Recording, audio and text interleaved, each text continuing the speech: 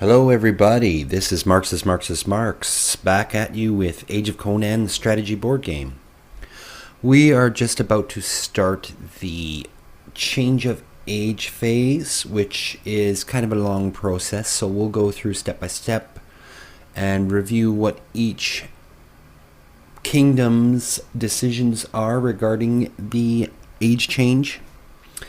And hopefully we can get through that and then into the third and final age of Conan here. So far been relatively exciting to watch how the game has been progressing. And I wouldn't say that there's anyone really in winning at this point, except for, as far as points are concerned, Stygia and Hyperborea are currently tied with 13 points. Tehran is not too far behind with 10 points. And the Aquilonians are way down there at 5, but they have taken a different strategy. Oh, you guys can probably hear the snow removal machine driving by my house. But the Aquilonians have taken a different strategy, and they are going the peaceful route to try a different way of playing. They have been somewhat aggressive to the other players, but not very much. So let's go ahead and get this age change worked through. Okay, so first of all, we've got to resolve these Conan raids. And Conan raided a lot this last age, all the way from Argos, all the way from Media, Bithynia, and the Tundra. So I think the players did prepare for it well enough, though. So Argos is going to lose a legion trying to fight Conan's raids off, as well as in the Media, as well as in Bithynia, and 2 raids resolved in the Tundra. Yes, Conan was on a rampage through the north. Alright, so now we dish out some gold rewards for each team. Now the Aquilonians come in first here with a whack ton. Ooh, so much I can't even hold it. 19 gold pieces for them. In second place, we have the Tehran with 17. I totally ran out of $5 gold coins. And tied are Stygia and Hyperborea with 13 gold each. So all of the peaceful expansion up here from the Aquilonians is paying off in gold for sure. Okay, now we'll review the objective cards and see if anyone has scored any objective points for that. So right here we have the Road of Kings. You accomplish this if you control Koth and either Ophir or Zamora. Well, the Aquilonians were close to that, but then after the Stygian invasion of Koth, they kind of cut that road in half. So right now nobody has got this. Here we have Border Wars. You accomplish this objective if you have 2 forts and or cities in provinces adjacent to a savage province. Well, the only kingdom that's close to that at this point would be Hyperborea. They do have a fort adjacent to the Pictish Wilderness in the northwest, but they only have 1 and not the 2 required, so nobody gains the points for that one. This one, Sorceress Nation. You accomplish this objective if you possess more sorcery tokens than any other player. Well, looks like the Hyperboreans have 3 sorcery tokens in reserve right now, so they are going to score a point for that one. And the power behind the thrones. If you have more emissaries in play outside of your kingdom than any other player. Currently, Stygia has 4 emissaries wandering the deserts to the east. So they are going to score a point for that. So that puts Aquilonia and Stygia tied again at 14 points. Now each kingdom gets to raise legions where they have forts or cities. So first of all, we'll start with Aquilonia. They only have 1 fort currently in the Pictus Wilderness, and rather than build a city there, they're just going to raise another troop to get a nice sizable army there. Also, each kingdom gets a legion in their home province, so I did put one in Aquilonia off camera. Hyperborea, they have no interest at this point in building any cities, so the hordes are going to continue to come. Actually, I might change my mind about that, because Nordheim has the max number of troops, so they're going to go ahead and build a city there. And then, meanwhile, I'm just going to do this over here. Okay. Yes, they are at maximum. Also, their home province. But yes, they've spread their hordes all across the north. All right, the Turan get one in their home province. Down in Iranistan. Well, that's this one. And also Gulistan, the mountains of Gulistan. And now finally the Stygians are going to raise armies everywhere they can. They want to repair their army and fast. Yes, they have no interest in building any cities at this point. They're really only after hard clamping down of their military power.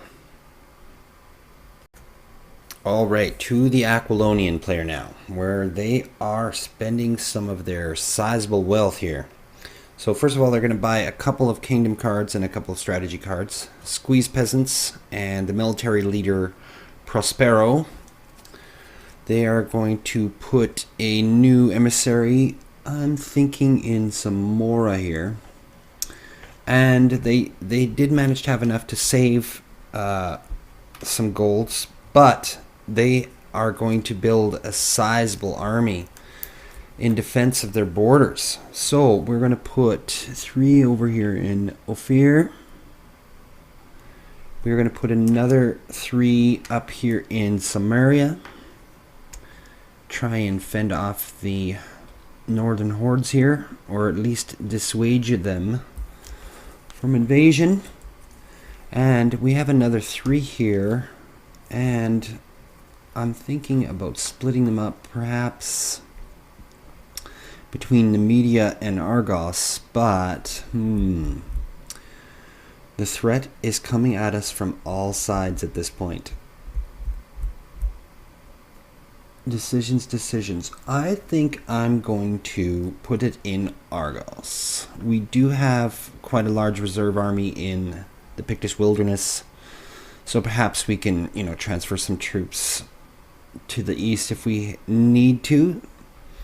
But that is the Aquilonian player's turn as far as spending some gold. Alright, north to the frozen wastes of Hyperborea, where they start off with buying a kingdom card and a strategy card, the lovely and brutal human sacrifices card, as well as purchasing 3 new legions, which are going to go in the tundra, in Brithunia, and in the border kingdoms.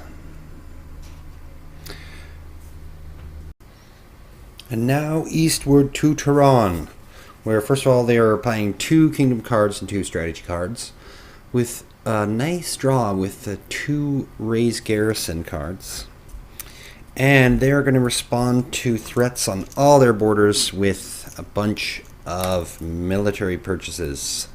So first of all, up north into the steppes, where it's clear the threat of invasion is imminent. And we're kind of just going to spread some out from north to south in Karan, in the eastern desert, and in the province of Punt.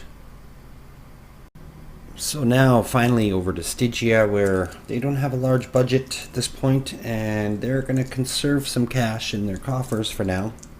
So they're just looking at getting some legions to spread out in Koth, south in central Shem, in southern Shem, and in their home province of Stygia. Stand up, fools, stand up. Ay, ay, ay. Let's watch me pick guys up. Okay. Alright, now we proceed to decide who gets the great artifacts. So with Aquilonia, they've got quite a bit of treasure tokens, so they're putting a bid in for the Cobra Crown, to retain control of the Cobra Crown there. Now that's quite a good number. That is 9 for that bid. Over in Hyperborea, they decided to switch up their tactics somewhat, and they're going to bid on the Heart of Tammuz, and they've got 11 points to bid with there. Tehran is looking to retain control of the Cobra Crown, but their bid is not enough, so it looks like the Cobra Crown card is returning to the possession of the Aquilonians right now. And Stygia, no one has bid on the Sword of Atlantis, and they're obviously going to retain control of that. So that puts the Conan bonus card in the possession of the Hyperboreans. Sorry, that was a mistake. The Conan bonus card is in the possession of the Tehran. Alright, now we'll prepare a new adventure deck for Conan. And remember, I've modified the rule here. Normally it's 4 cards that goes into this deck, but to extend the game somewhat, I've made it 5. I might be regretting that later because it looks like I'm going to run out of adventure tokens, but we'll see. It is the Jewels of Gwalior in Punt, which is not too far from where Conan is standing. Conan tries to steal the precious treasure of Kashan, but others are looking for it as well. So, with that, they get 4 adventure tokens on that track. Alright, so here we are. We are at a bid for Conan now. So, for the beginning of the Third Age here, Aquilonia has put in a moderate bid with 8. Conan's far to the south right now. Maybe they can't use him too much, but everyone has to start thinking about crowning Conan too at this point. But seeing as Conan's so far away, they're not going to throw, their biggest bid at him just yet. Over in Hyperborea, Conan is far to the south once again, but there's only going to be a few more bids for Conan. 4 more after this, to be exact. So they want to start taking advantage of him as much as they can also. But also being so far south, they're not going to throw their biggest bid at them either. So we'll see how that goes. The Tehran here, they have thrown a lot at getting Conan's control. They can see his usefulness to immediate effect here in this area where they are. So they've thrown a large bid at them. And the poor old Stygians didn't have much for selection for bidding cards. And of course they would love to crown Conan. He's already in their home province. And they believe they have a good chance of doing so.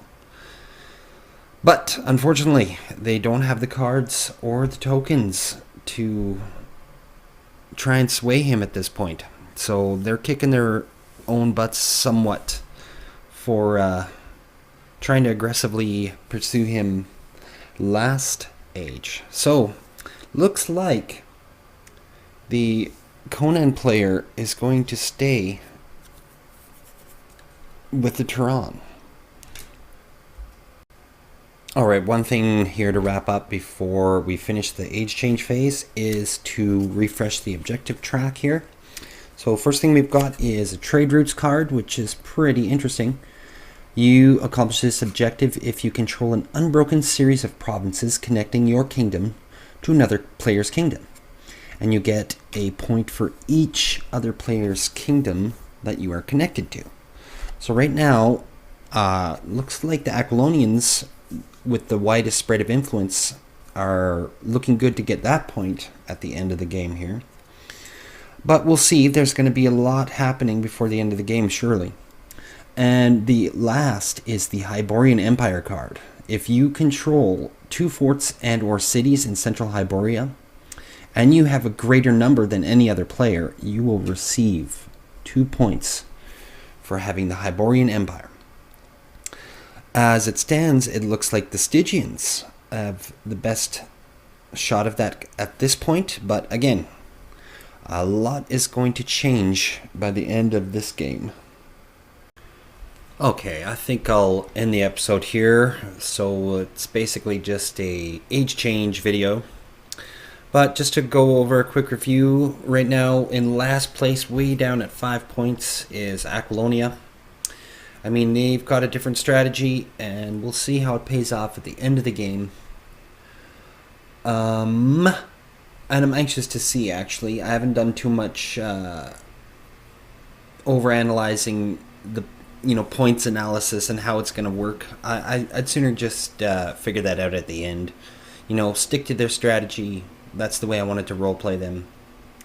Anyway, second last is Tehran with 10 points. And they've had a bit of mixed luck, kind of like the Stygians. They are spread out as far as they can currently, but now that they are in control of Conan for the first start of the third age here, they're going to try and take advantage of him as best they can. And they can do that, well, you'll see what I have in mind for their strategy when we go into the next video. Anyway, Hyperborea up there, they are ready to burst out. They have built up their horde-ish army as big as they possibly can. I don't think there's any more army tokens in their box, so they are maxed right out. So they are ready to start the southern march and see how much damage they can do. And it looks like there's some weak areas here in the Media and Carinthia. So that's going to be intriguing to watch also. And them having the Heart of Tammuz artifact now. No one had it for the second age, but now they have it. So they're looking at using their 2 cards on the table as much as they can, which are the Legions of the Dead, which allows them to resurrect the dead during a forced march, which is super handy. As well as the Blood Queen of Sigdona, who lets them draw forth some sorceress powers to gather tokens. So that is going to be interesting to watch. Also, I'm planning on using those abilities as much as I can, especially having the Heart of Tammuz artifact to help them use those cards. Anyway, finally, the Stygians, who have pressed out the most aggressively, I believe, since the beginning of the game. Their goal was to charge more or less directly at everyone. They ran into a few dead ends or, resistant provinces along the way, so that slowed down their advance quite a bit. But it looks like to the south of their home kingdom, they are rather weak right now. Especially, they really wanted Conan to join them here, but that's going to bite them in the butt, I believe, in the last age. So, we'll just go ahead and see how things progress in the next episode. So, if you've been enjoying this series and you like watching my videos, please subscribe and like. I'm not sure what I have in the pipeline for the next board game playthrough I'm going to produce.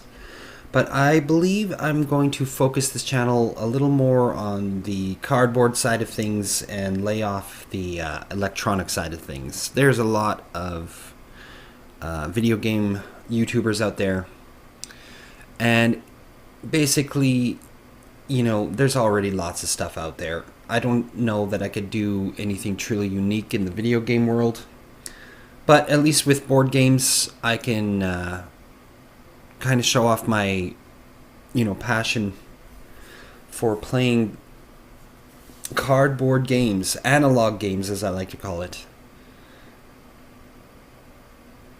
So yeah, if you want to subscribe and like and share, please do that. Also leave a comment because I'd love to hear everyone's thoughts about the series and what they'd love to see or how they would like to see me improve things. If anything, let me know what you think.